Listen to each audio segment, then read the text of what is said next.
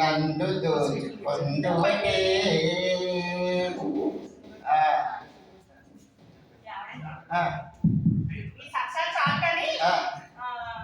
సరసాలు చాలు కానీ మీరు మీ చెల్లెలు వస్తుంది స్టేషన్కి వెళ్ళి తీసుకురండి, టైం అయిపోతుంది. మర్చిపోయినా బాబు, అయితే ఇప్పుడే వెళ్తాను, తీసుకొచ్చేస్తున్నా. Okay okay okay.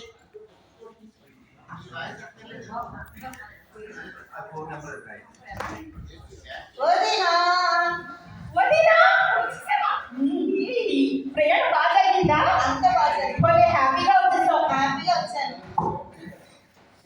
అదేంటో నేను ఎప్పుడంటే అబ్బాయి చూస్తాను. మీ అన్నయ్య ఎవరి? అన్నయ్య అన్నయ్య రాయనే అన్నయ్య పంపించాను నేను తీసుకురామని. అదే రాలేదా? పొద్దున్న నుంచి పాల ప్యాకెట్లు, కిచెన్, చికెన్, మటన్, కూరగాయలు అన్నీ తెచ్చి ఇంట్లో పెట్టి వెళ్ళారు. నీ గురించి అంత అలవాటు చేస్తారు, అలా మర్చిపోయారండి. సరేలే, నువ్వు వెళ్ళి ఫ్రెష్ అవ్వు, వస్తాలే. సీత సీత, ఏంటే నువ్వు మా చెల్లి ఏ బస్సులో వస్తుందో చెప్పలేదు. బస్ స్టాండ్కి వెళ్ళి అన్ని బస్సులు ఎత్తుతాను, ఏ బస్సులోనూ రాలేదు.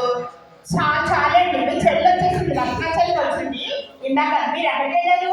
నేను ఎక్కడ చెప్పాను, మీరు ఎక్కడికి వెళ్ళాను? అదే బస్ స్టాండ్కి వెళ్ళి అన్ని బస్సులు ఎత్తుతాను, నువ్వేమో బస్సు ఏ బస్సులో వస్తుందో చెప్పలేదు. నేను చెప్పింది రైల్వే స్టేషన్ మీ మట్టి పంట. నేను ఎన్నిసార్లు చెప్పినా మీకు వినిపించదా? నేను చెప్పింది రైల్వే స్టేషన్కి. నేను రైల్వే స్టేషన్కే కదా వెళ్ళాను. ఓహో, మట్టి మార్పుతో పాటు చెవుడు కూడా వచ్చేసింది. నా ప్రాణాన్ని దాపరించారు. ఊరికేనో. అవును కానీ ఇవాళేమో రిసెప్షన్ ఉంది కదా, రెడీ అయిపోండి. ఇదేనండి రిసెప్షన్ రేపు కదా. అబ్బా, అందుకే చెప్తున్నాను మీకు చెవుడు కూడా వచ్చేసింది. నేను పడగొట్టానండి, మీతో వెళ్ళకపోతున్నాను. సరే ఏదో ఒకటి తయారవండి.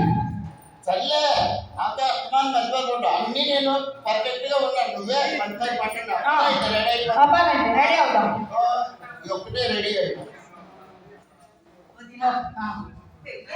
బాగా చేశారే, ఫ్లెక్సీలు, ఐడీలు చాలా చేశారు కదా.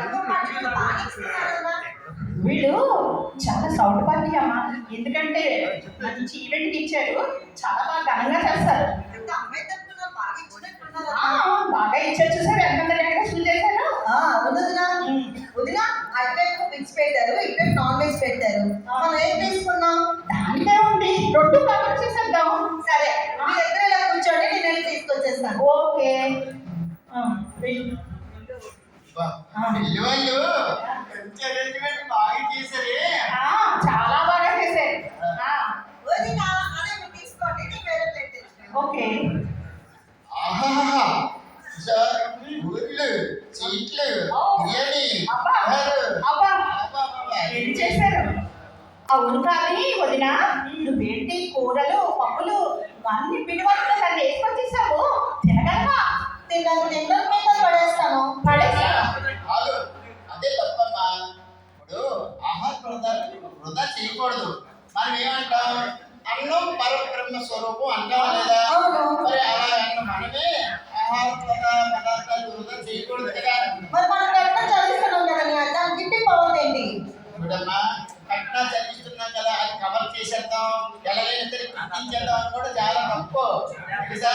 ఇగో మన భారతదేశంలో ఇలాంటి తిండి లేక ఎంతో మంది అనాథలు ఉన్నాడుతూ ప్రాణాలు కోల్పోతున్నారు తెలుసా. అలాంటి వాళ్ళందరికీ మనం ఈ మిగిలించే ఫుడ్ అయితే వాళ్ళందరూ ఆకలి తీర్చొచ్చు తెలుసా. సారీ అని ఎప్పుడు అలా చేయను. మీ అన్నయ్య అమాయకుడే కానీ ఇలాంటి విషయాల్లో చాలా ముందరుంటారమ్మా. కాబట్టి నేను ఇప్పుడు ఒక విషయం చెప్తాను, మీరందరూ నాతో చేతులు కలపండి. సరే అన్నయ్య.